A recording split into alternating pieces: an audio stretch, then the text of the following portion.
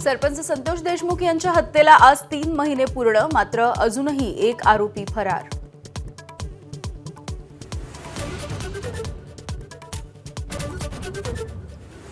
संतोष देशमुखांच्या क्रूर हत्येच्या निषेधार्थ आज बारामतीमध्ये आक्रोश मोर्चाचं आयोजन। देशमुखांची कन्या वैभवीची आक्रोश मोर्चाला उपस्थिती। पुण्यामध्ये रस्त्यात गाडी थांबवून सिग्नलवरती लघुशंका आणि अश्लील चाळे करणाऱ्या गौरव आहुजा याला कराडला पोलिसांनी ताब्यात घेतलं। आत्मसमर्पण केल्याचा त्याचा दावा। मनसे प्रमुख राज ठाकरेंच्या उपस्थितीमध्ये पुण्यात मनसेचा वर्धापन दिन सोहळा। पक्ष स्थापनेपासून 19 वर्षातल्या वाटचालीचा घेणार आढावा।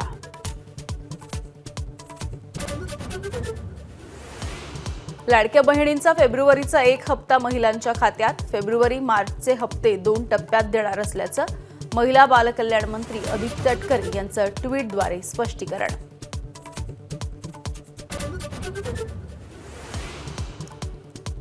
दिल्लीमध्ये महिलांना दरमहा मिळणार 2,500 रुपये।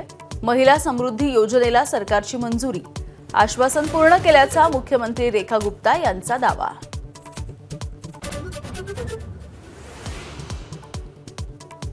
यूपीमध्येही औरंगजेब राजकारणाच्या केंद्रस्थानी।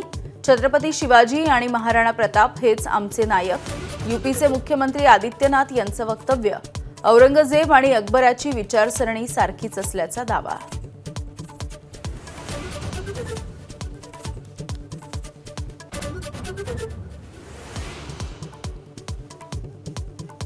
दुबईच्या मैदानामध्ये चॅम्पियन्स ट्रॉफीच्या फायनलमध्ये आज भारत आणि न्यूझीलंडमध्ये लढाई। रोहित सेना सँटनरच्या किवी संघाला भिडणार। रोहित विराटसह स्पिनर्सच्या कामगिरीकडे लक्ष।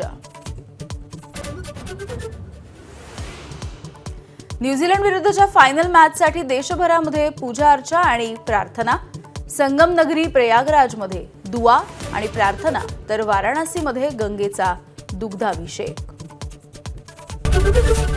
एबीपी माझा, उघडा डोळे बघा नीट।